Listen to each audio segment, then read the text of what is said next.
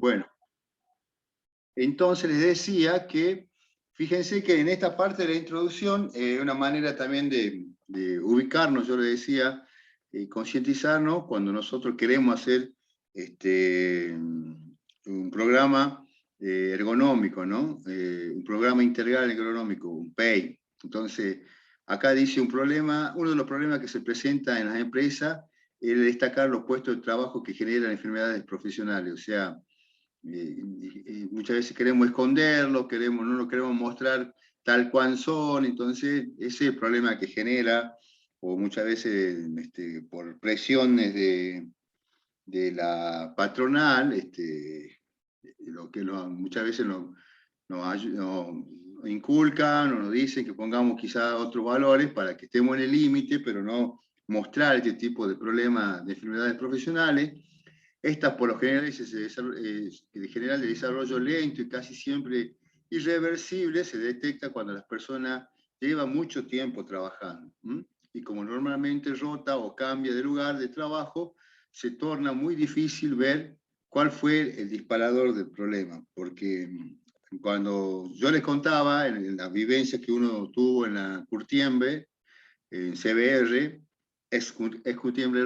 Yoma, el CBR, hasta 6 meses duraban los muchachos que estaban, digamos, en los fular para sacar el cuero que después de una hora y media, 2 de lavado con productos químicos para sacar todo el pelo del cuero y que salga ese cuero celeste que conocemos muchas veces, no aguantaban más de 6 meses, que tenían que rotarlo porque justamente la fuerza que hacían diariamente para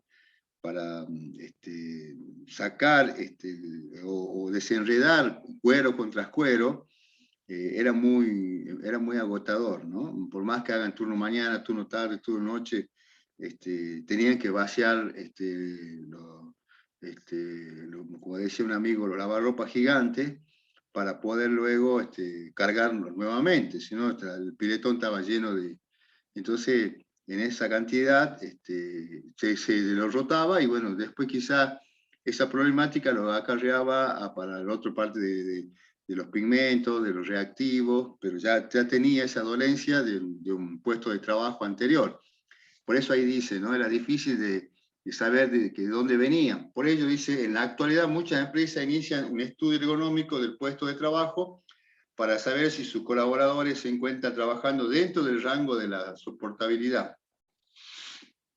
Y si en el transcurso del tiempo estos sufrieran como consecuencia de las tareas desarrolladas una enfermedad profesional, el estudio es tomado como una forma profunda de especialistas en higiene y seguridad y los especialistas en estudios de trabajo. El interés de efectuar los estudios, como resulta evidente, llega a ser primordial en los técnicos de la aseguradora de riesgo de trabajo, porque justamente y ahora con las nuevas resoluciones hacen de que los prevencionistas de las aseguradoras de la RT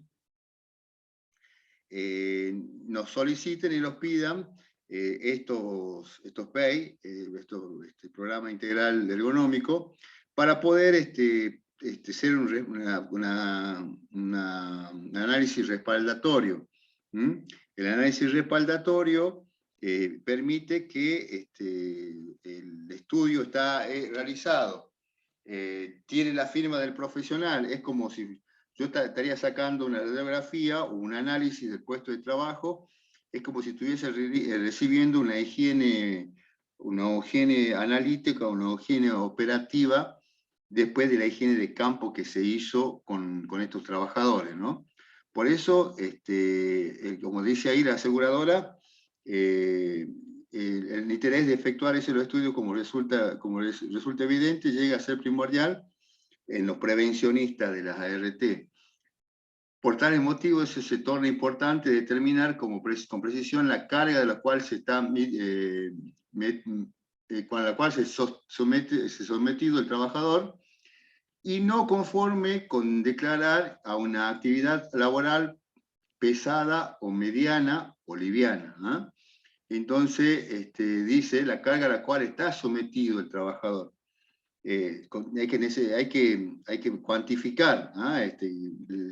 La presión de la carga y que dice que no conforme, como declarar que como actividad mediana, como, como pesada, mediana o, o liviana la carga de acuerdo al estudio, de acuerdo a la tarea que se está realizando. Por eso ese documento respaldatorio, y por eso la RT, al ser las enfermedades que ingresaron nuevamente al listado, y como al ingresar, por ejemplo, todo lo que es lumbalgia, columna vertebral, una manera de cubrirse en cuanto a la RT es solicitar estos estudios. Y bueno, ese trabajo lo tiene que hacer, digamos, el ergónomo o contratar persona calificada para hacer ese estudio. Un ejemplo, dice lo citado del trabajo de ergonomía avanzado especial de Proger de Brasil es el siguiente. Fíjense este pequeño estudio, si ustedes lo quieren ver, o lo vamos a analizar rápidamente porque es una manera de guiarnos también como el método o lo que estás haciendo en cuanto al análisis de los riesgos ergonómicos. Hizo una investigación realizada en el 85 por Bárbara Silverstein en la Escuela de Salud Pública de la Universidad de Michigan, Estados Unidos, para su tesis de doctorado público, revela una situación bastante interesante, dice en la investigación. Se incluyó 574 trabajadores de 6 empresas diferentes, o sea, un número bastante importante, ¿no?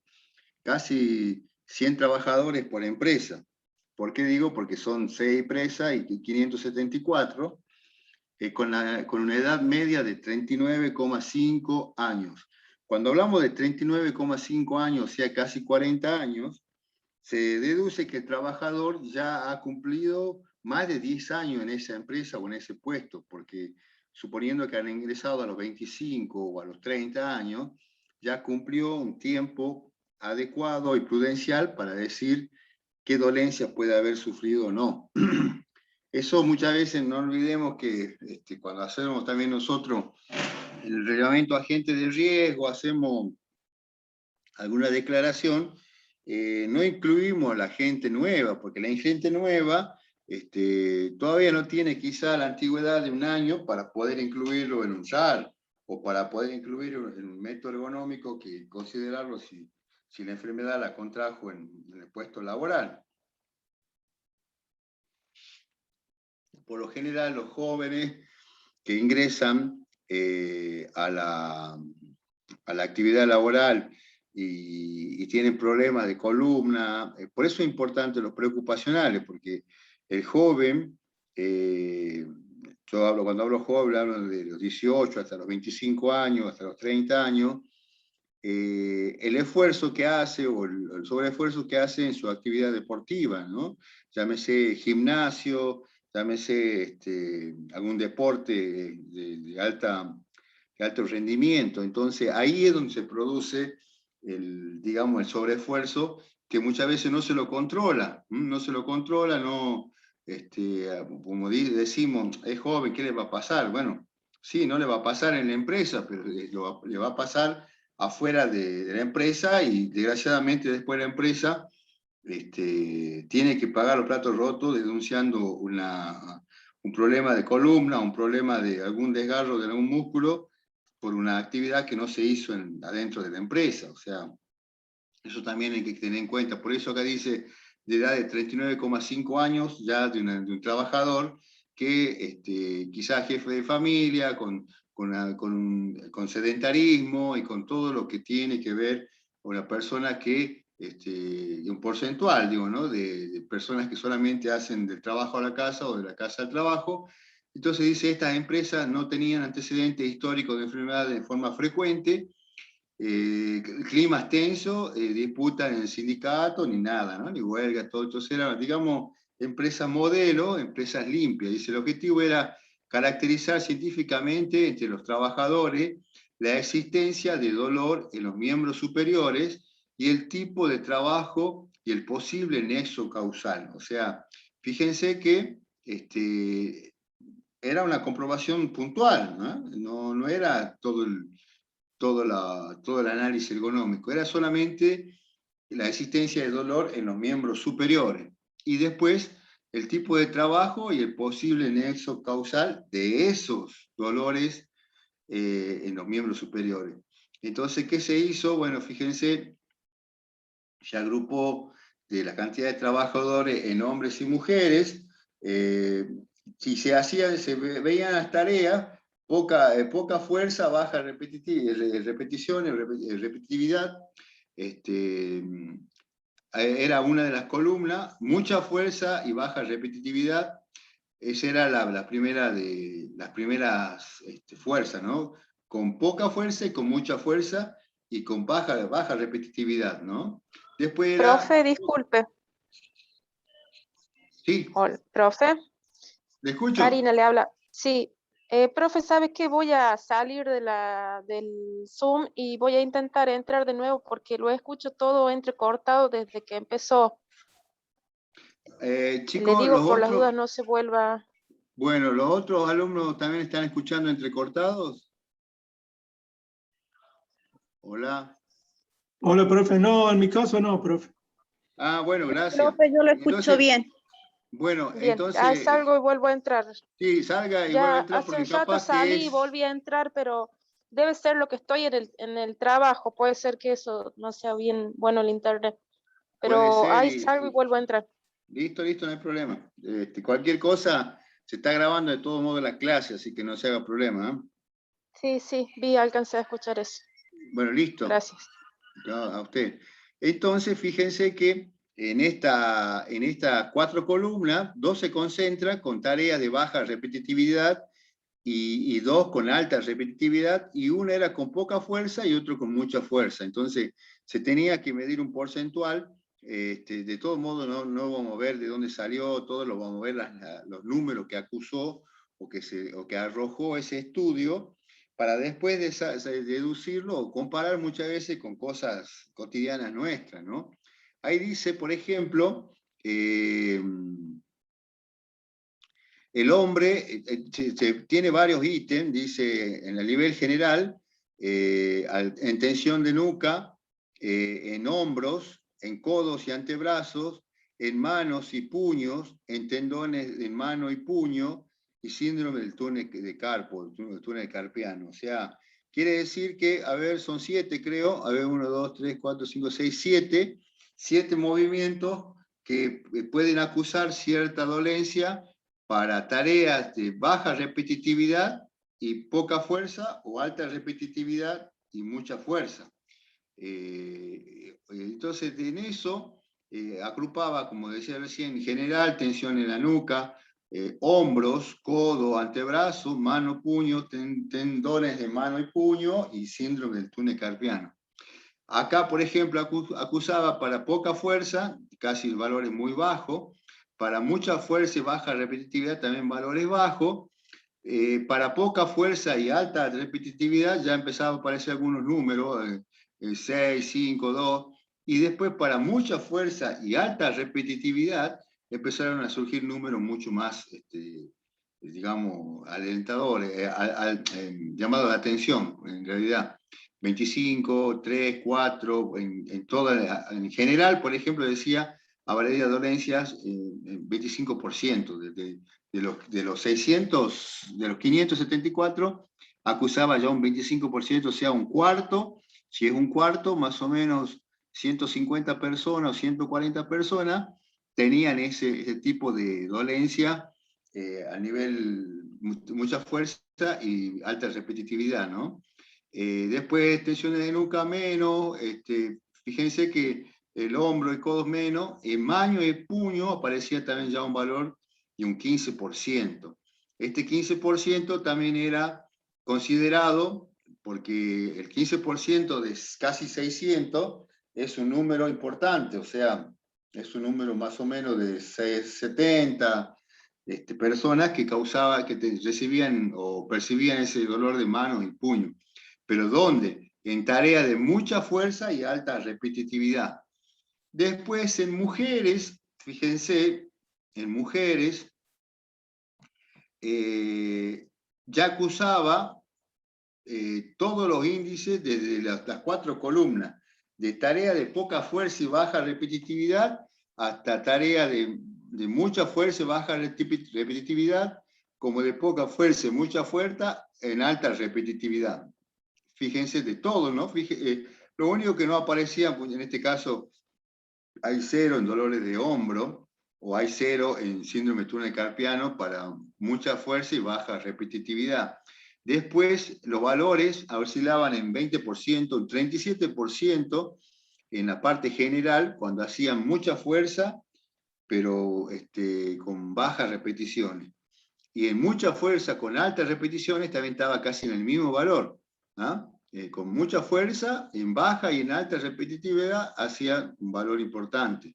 Entonces, fíjense que siempre acusó valores importantes en las 4 columnas, pero sobre todo en la columna donde tengo mucha fuerza, tanto en baja como en alta repetitividad. Entonces, era una manera de comprobar y comparar, ¿no?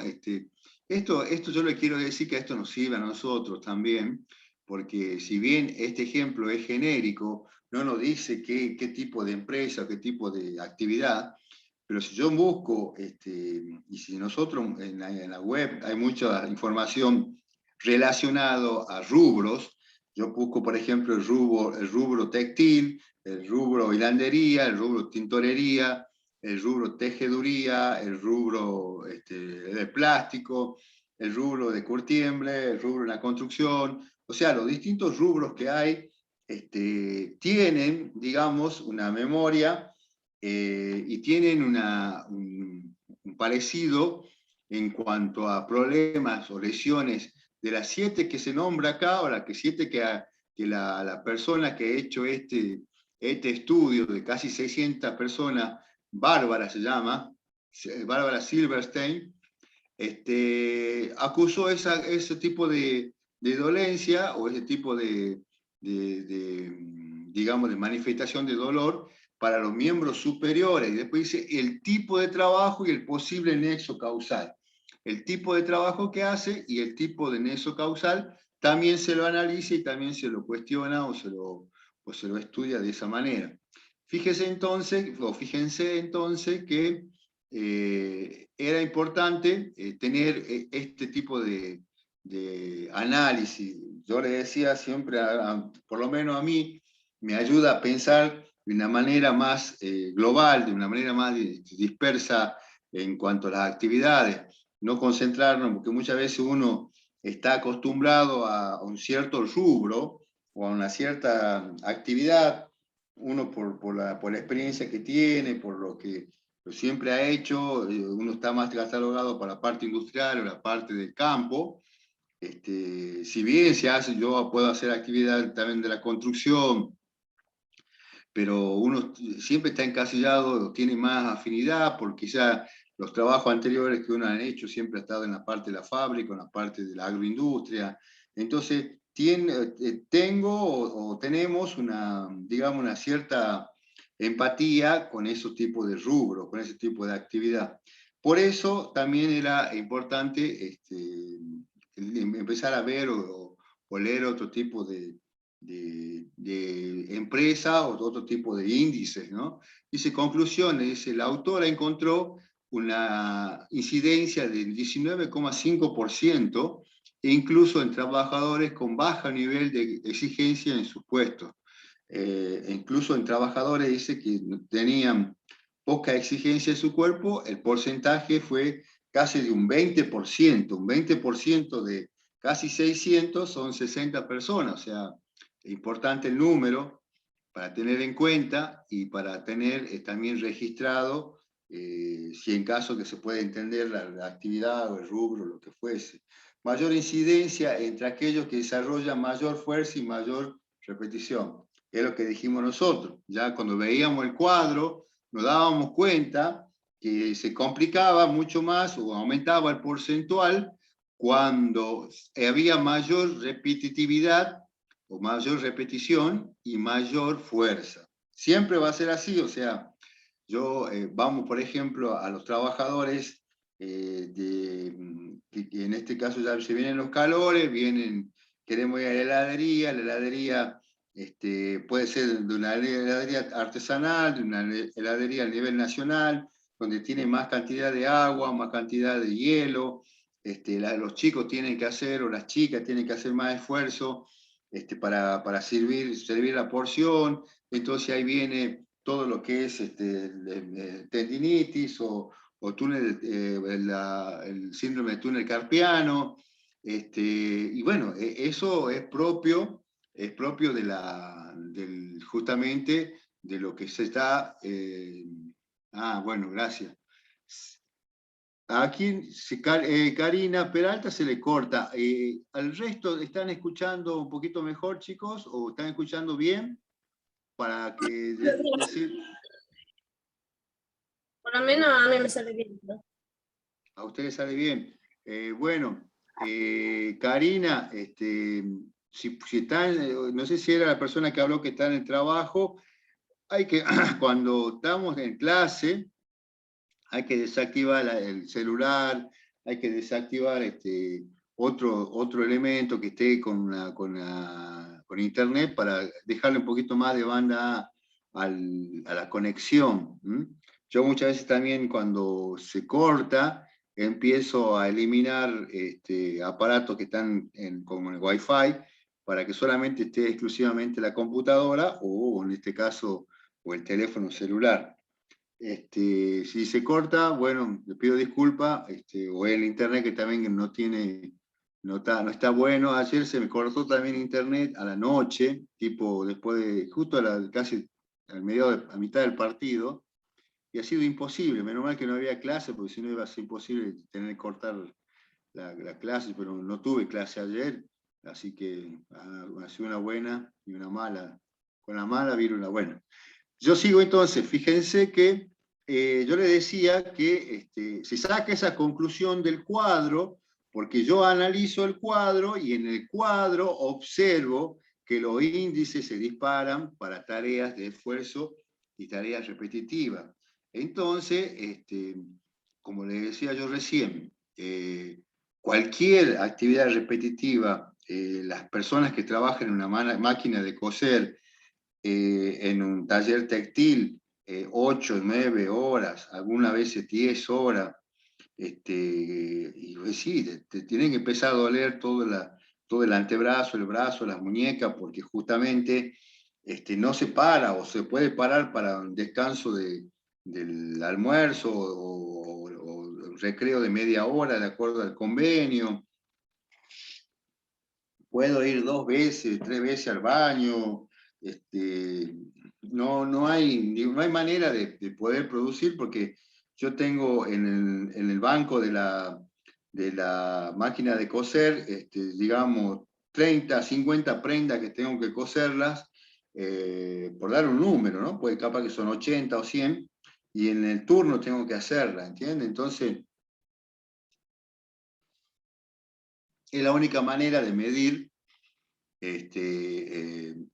la eficiencia, y bueno, entonces de esa manera yo tengo que mejorar luego los sobreesfuerzos o los calambres o los dolores de tendones que después los trabajadores tienen en estos puestos de trabajo, ¿no?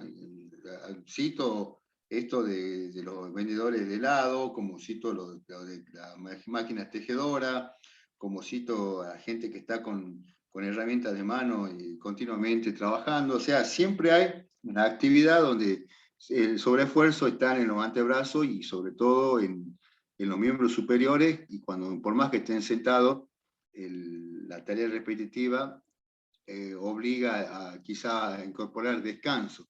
Por eso actualmente en muchos países se han desarrollado métodos de evaluación de carga laboral.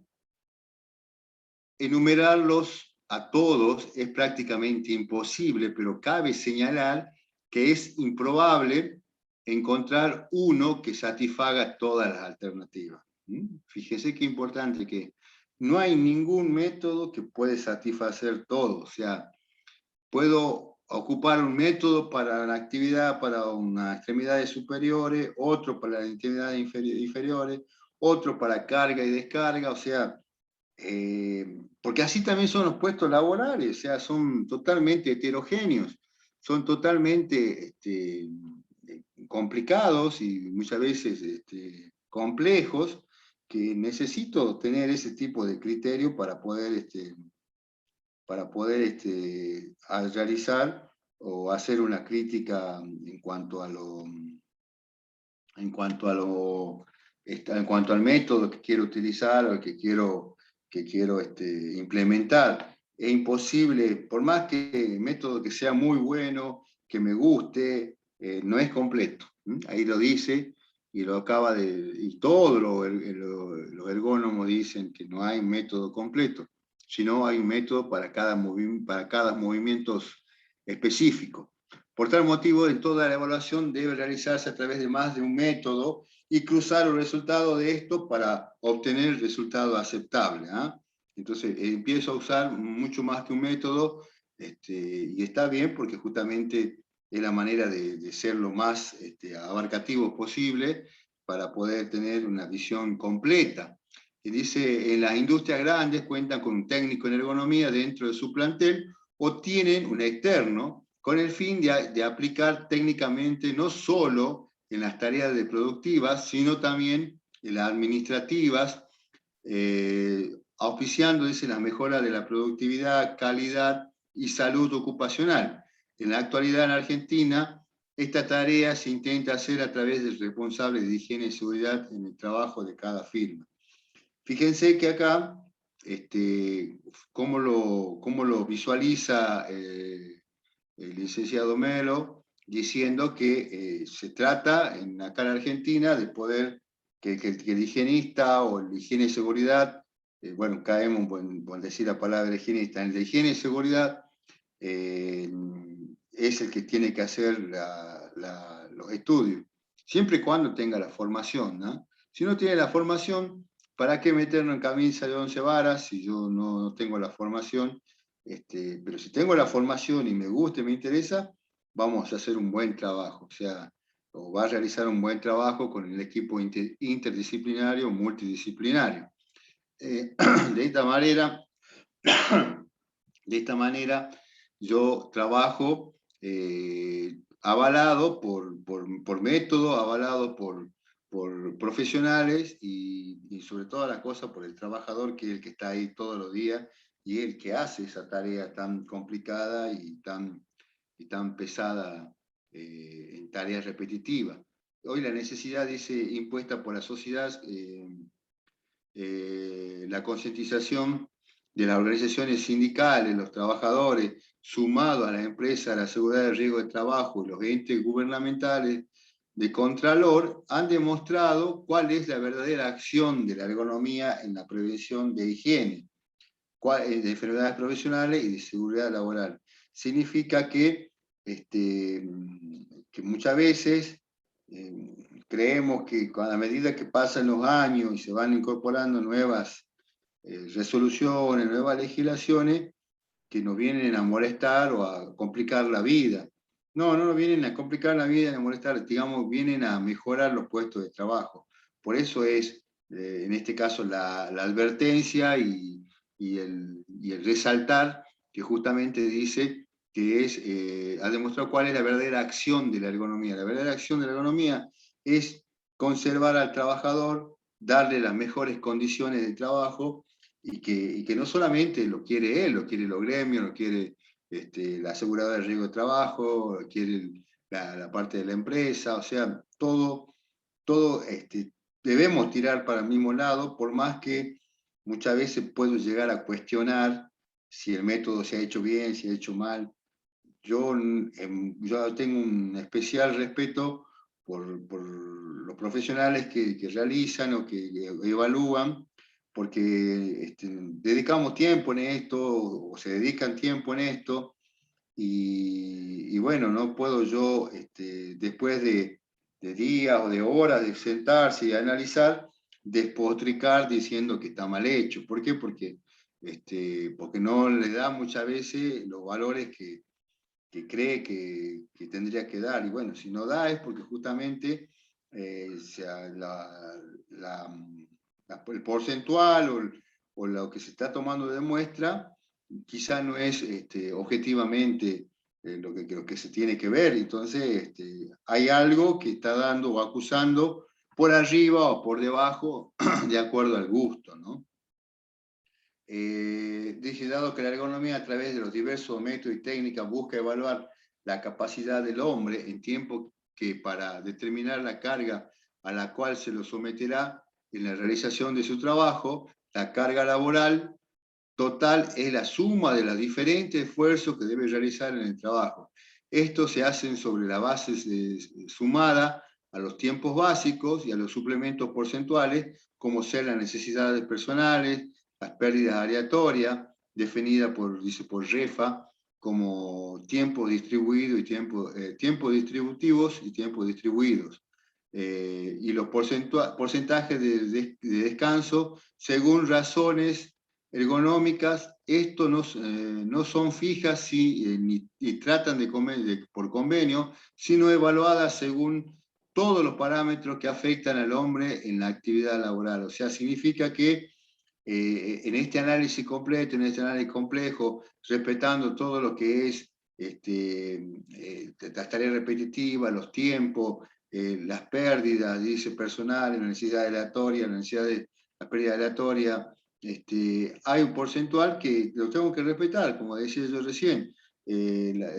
Esto se debe tomar como parámetro, y si yo tengo alguna duda, tomaré en otro turno, tomaré en distintos horarios, tomaré con distintos tiempos de descanso a los trabajadores, para después ir acercándome a los valores que realmente creo que son los más acertados, ¿no? Después dice, terminando esta partecita, este párrafo, dice, el objetivo de este escrito es atacar los problemas que se generan sobre los esfuerzos musculares y posicionales, inestabilidad de los segmentos del cuerpo por preponderancia en los vertebrales que poseen su origen en la atrofia musculatura lumbar o cervical. Fíjense, preponderancia en las vertebrales, ¿no? Que poseen su origen, dice, una atrofia de la musculatura lumbar o cervical. Entonces siempre, y esto no nos olvidemos que esto que es lo que ha ingresado en el último listado de las enfermedades laborales, ¿no? Todo lo que es columna vertebral, todo lo que es hernia de disco, todo lo que es problemas lumbares, o sea, en ese caso lumbalgia, es lo que muchas veces ingresaron, no por capricho ni por presión de los gremios, sino porque había un alto índice de trabajadores con este tipo de enfermedades, ¿no? Con este tipo de dolencias. Entonces se tuvo que hacer paso o aceptar estos tipos de tareas que justamente eran factor común en varias actividades o en tareas que muchas veces de carga y descarga, porque no nos olvidemos que ninguna persona puede hacer esfuerzo sin una ayuda mecánica para cargas mayores de 30 kilos. Entonces, de 30 kilos para abajo, yo puedo hacer cualquier tipo de fuerza y no necesito una ayuda mecánica, pero cuando los kilos, los que hay que mover, exceden los 30 kilos, inmediatamente necesito diagramar o necesito trabajar en un equipo que pueda ayudarme a mover esa carga o levantar esa carga, como puede ser una zorra mecánica, como puede ser un autoelevador portátil. Hay muchas maneras, un aparejo, una pluma, o sea, hay muchas maneras de poder ayudarse con estos métodos, con este tipo de tarea, si es que la carga supera los 30 kilos. Después que dice, la sobrecarga en las articulaciones tienen como consecuencia la disminución de los espacios interarticulares por la alteración del cartílago de las mismas, hecho que lleva a generar dolores, pérdida de movilidad, artritis, artrosis. Entonces significa que muchas veces la sobrecarga en todas las articulaciones, nosotros tenemos articulaciones más en la parte de la muñeca y en la parte de las manos, que son, digamos, son utilizadas todas estas articulaciones, por eso dice la disminución de los espacios interarticulares, todos estos espacios muy disminuidos entre las artículas, por la alteración del cartílago de las mismas, hecho que lleva a generar este tipo de dolencia. Por eso yo le decía que el trabajador de vende helado, el trabajador que está continuamente haciendo el esfuerzo, está justamente haciendo este tipo de repeticiones de las articulaciones, y bueno, en este caso los cartílagos se ven sometidos o se ven con el sobreesfuerzo, y empieza después la dolencia, ¿no? Y en esa dolencia yo tengo que tener prestar atención cuando yo lo informo en cuanto al método que utilice. Acá después dice información previa necesaria en los métodos. Yo tengo, no es solamente aplicar método, eso también lo está diciendo o lo está por anticipar acá en el párrafo. Tengo que tener yo información previa para el método que yo voy a utilizar. ¿Cómo lo hago? Entonces fíjense que acá José Luis dice, cada método de evaluación requiere una serie de datos como información mínima y básica para elaborar los índices o los límites. O sea, no solamente es apreciar al trabajador, no solamente es contemplar los movimientos, no solamente es ajustar el método, sino yo necesito una información básica y mínima que me va a permitir a mí elaborar los índices o los límites máximos permisibles. Algunos se calculan, dice, los esfuerzos, otros se manejan con el uso del límite preestablecido, medidas antropométricas. O sea, yo necesito una referencia, necesito un norte para guiarme. En este caso dice, algunos calculan los esfuerzos, otros se manejan con el uso del límite preestablecido. ¿Dónde preestablecido? Y ya ha buscado, ha humeado un poquito en internet, ha humeado un poquito en otras empresas del mismo rubro, y ha tenido el análisis ya preestablecido de quizá los resultados que pueden acusar. Por eso dice, o medidas antropométricas. Ya con esto arranco, y con esto puedo empezar a trabajar y hacer los cálculos. Dice, información generada por cálculo. Para trabajar sobre el tema ese se tomará como base las publicaciones de Manuel Rodríguez, ROM, un trabajador de MAFRE, Pedro Modelo y otros, ¿no? Entonces se hace un balance de estos trabajadores en los distintos métodos, los distintos estudios. Ya vemos que, digamos, tanto MAFRE como los otros modelos, los otros ergónomos como Pedro Modelo y otros, dice, son de España, porque MAFRE ya no está acá en Argentina. Vendió todos sus clientes o su paquete a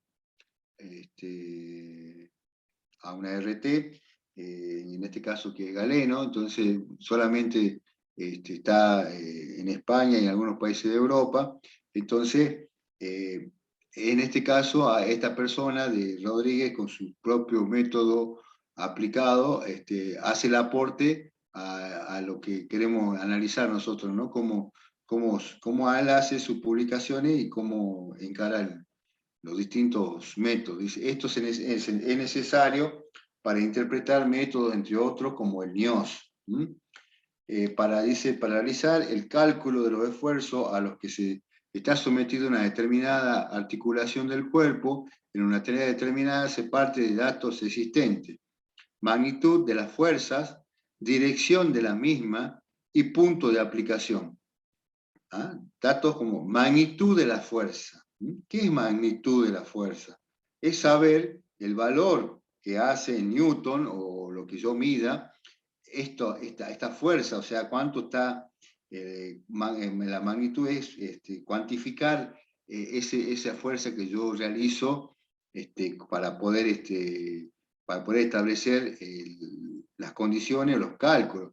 La dirección, o sea, yo necesito saber si va como con la flexión, si va por una supinación, o sea, necesito saber qué dirección está teniendo, y los puntos de aplicación.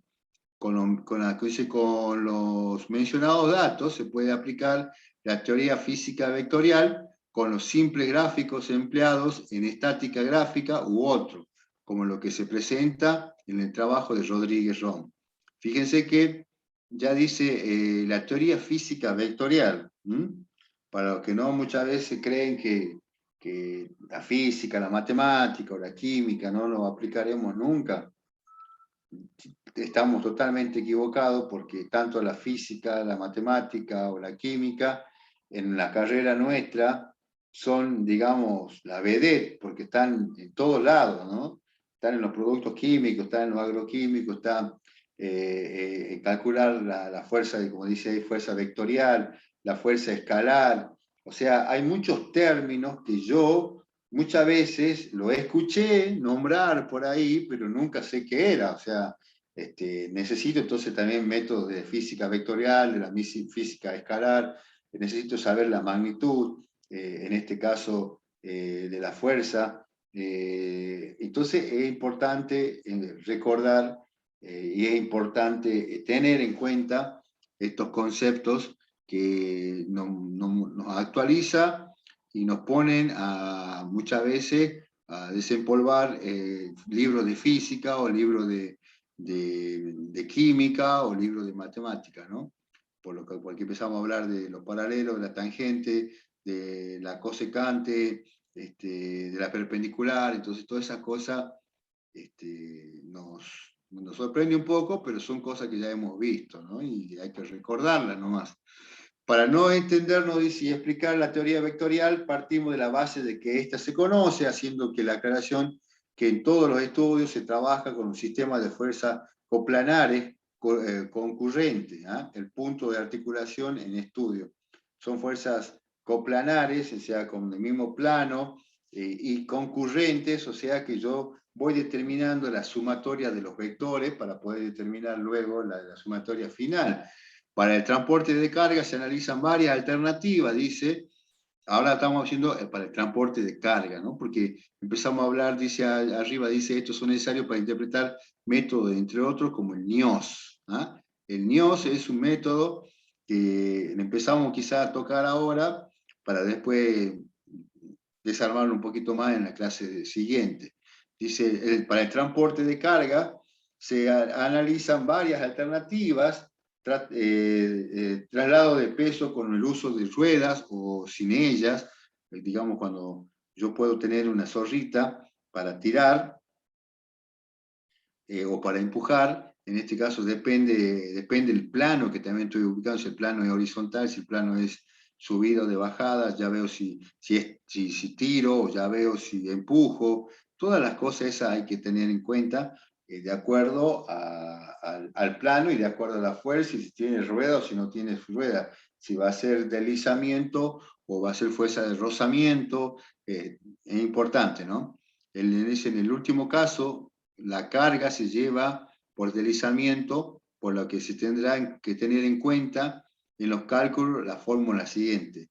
Fuerza R, fuerza de rozamiento, es igual a una constante K por N. ¿Qué sería fuerza la K? N dice es la fuerza normal. ¿Cuál es la fuerza normal? Es la fuerza resultante cuando yo jalo, tiro o empujo. Entonces, ahí dice fuerza normal, peso, carga. K es el coeficiente de rozamiento, ¿eh? O deslizamiento. cuando hay un deslizamiento, un rozamiento, por más que tenga rueditas, hay un deslizamiento, un rozamiento, porque las ruedas rozan con la superficie, ¿no? Lo mismo si yo no tengo ruedas y estoy deslizando o estoy desplazando una carga, también tengo que ver la fuerza de rozamiento. No es lo mismo hacer la fuerza de rozamiento en una superficie, digamos, con muchas imperfecciones, como una superficie lisa y plana y encerada, ¿no? En la segunda se va a ir mucho más rápido, la voy a tocar nomás a la carga, a la caja, lo que fuese, y se va a deslizar. En cambio, en la otra, en superficies, digamos, no convencionales, donde está plagada de imperfecciones, seguramente voy a tener problemas. Después dice, el primero de los casos, según la carga, quita esté quieta, perdón, o en movimiento, se designa estático o cinético. O sea, si la carga está quieta, es estática, y si está en movimiento, tiene movimiento cinético, cinético o dinámico, siendo el estático mayor que el cinético. O sea, si siempre es peor tratar de mover una carga que está estática que una que está en movimiento, ¿no? Porque en cada movimiento acompaño, en cambio si está estática tengo que vencer la fuerza estática, ¿no? Ahí en los motores se conoce muchas veces por par de cupla o par de arranque, se llama, ¿no? Acá también se llama, en este caso, estado estático para vencer y tener después un movimiento cinético. Dice, en el primero de los casos es por rotura donde se tiene que ningún cuerpo rueda si no se le aplica un par que supere cierto valor. O sea que en el primero de los casos, que es el caso que está quieto, dice, es por rodadura donde se tiene que ningún cuerpo rueda si no se le aplica un par que supere cierto valor.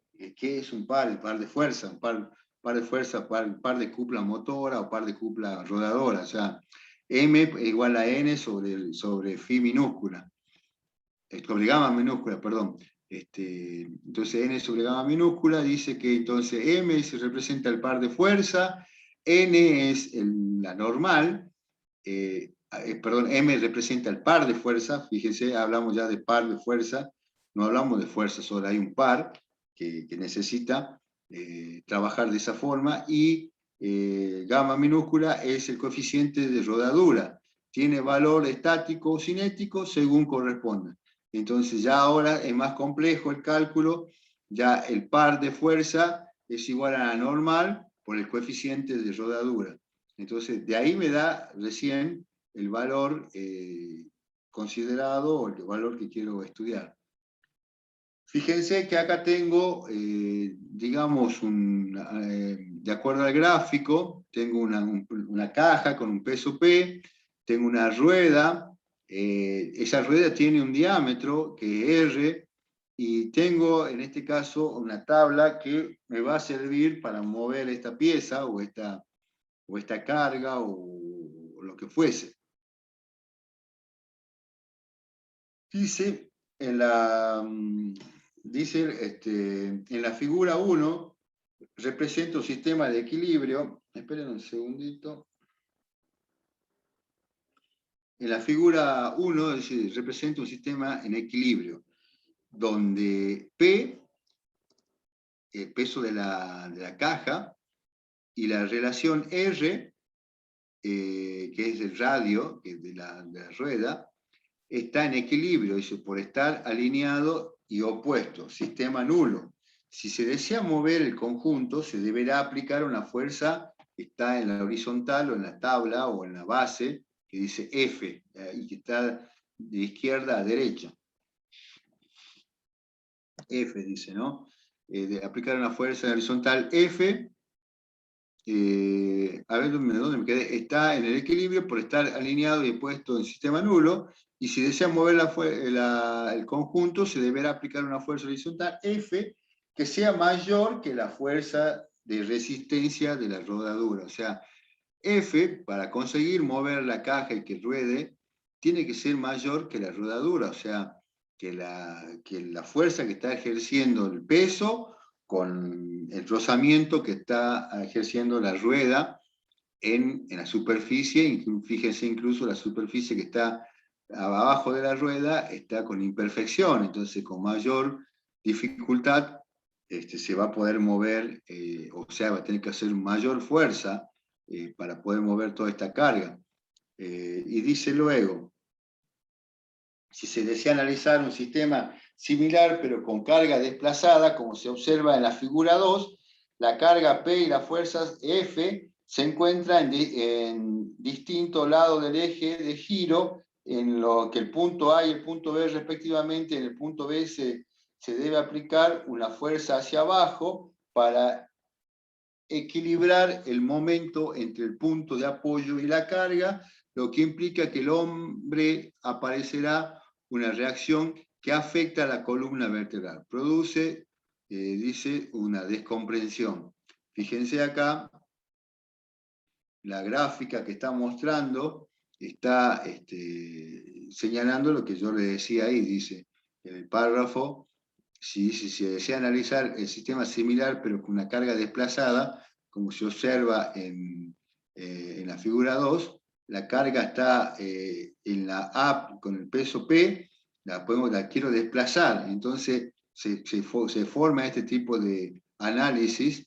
La carga P, dice la fuerza F, se encuentra en distintos lados del eje de giro, o sea, ahora no está en el centro del eje de la rueda la carga, entonces la tengo para el otro extremo. Entonces esta persona, primero y principal, tiene que soportar la carga y después hacerla rodar. Por eso dice ahí, encuentra el distinto lado del giro y el punto A y el punto B, que está el punto A, perdón, yo le voy a indicar acá, tengo el punto A y el punto A acá arriba, el punto B. Respectivamente, en el punto B se debe aplicar la fuerza hacia abajo para equilibrar el momento entre el punto de apoyo y la carga. Yo tengo que, es como un sub y baja de los niños, para que esto no se vaya para arriba, como decía yo, un sub y baja, para que dejar en forma horizontal, yo tengo que hacer fuerza, porque acá no en el extremo, pero casi un poquito más del medio, hay una carga. Entonces, ahí es una fuerza hacia abajo para equilibrar el momento entre el punto de apoyo y la carga, lo que implica que que el hombre aparecerá una relación que afecta a la columna vertebral y se produce una descompresión.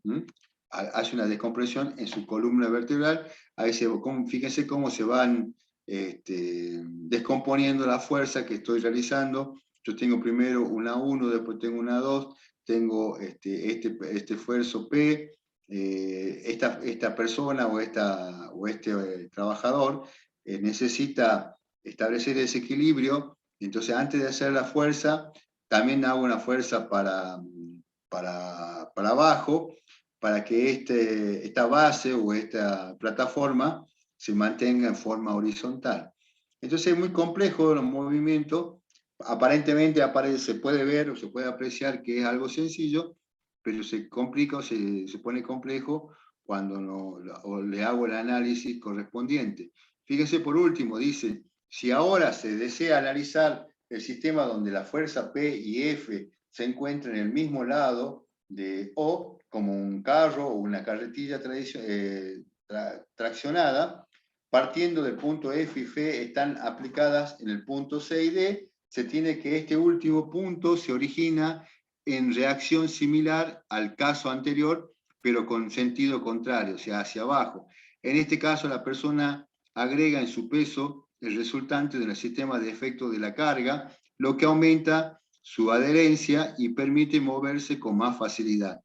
Pero en este caso, el efecto sobre la columna vertebral es diferente, dado que la fuerza del sistema resultante sobre el hombre es hacia abajo, haciendo que se compriman articulaciones de la columna vertebral. O sea que, fíjense la diferencia que hay entre los movimientos que estamos observando, porque justamente ya con el primero hay una modificación o hay una alteración, porque ya la carga no está en el mismo eje de la rueda, y al ver un movimiento se generan apreciaciones y fuerzas y vectores distintos. Entonces, yo al tener fuerza y movimiento distinto, ahí también aclara que también tengo resultados distintos. Y se puede decir, pero en el caso del efecto sobre la columna vertebral es diferente, dado que la fuerza del sistema resultante sobre el hombre es hacia abajo, haciendo que se compriman articulaciones en la columna vertebral.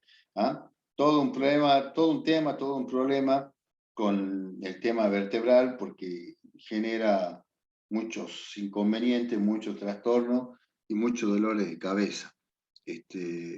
Todo lo que es vertebral y bueno. Fíjense, bueno, esto vamos a dejar ya para la clase que viene, chicos, porque está bueno el ejemplo, el que quiere ir analizando y viéndolo, porque después viene la parte de levantamiento de carga. El ejemplo de mover la carga tiene una consecuencia más, que dice, cuando se analiza la situación del hombre llevando la carga, uno se encuentra que ya aparece la sencillez, dado que se debe estudiar las torsiones y las flexiones que afectúan la estabilidad de la columna vertebral y otros puntos del cuerpo. Cuando estamos ya, los problemas están, dice, dados con la compresión no homogénea entre discos, principalmente de las zonas lumbares y dorsales. La zona cervical no recibe peso adicional del cuerpo, lo que produce la erosión de las articulaciones, el cartílago, lo que en el transcurso del tiempo genera artrosis, artritis, hernia de disco, y etcétera, etcétera. Entonces, eso lo quiero analizar, lo queremos ver luego también en el otro movimiento, cuando hace un levantamiento de carga o el levantamiento de algún objeto, alguna pieza, algún producto terminado. Entonces, fíjense cómo hago, qué fuerza hago, esto ya lo sabemos, pero lo vamos a repasar para poder levantar las flexiones que tengo que hacer y todo lo necesario para el estudio, ¿no? Chicos, bueno, los dejo. Yo este apunte lo pasé ya al grupo.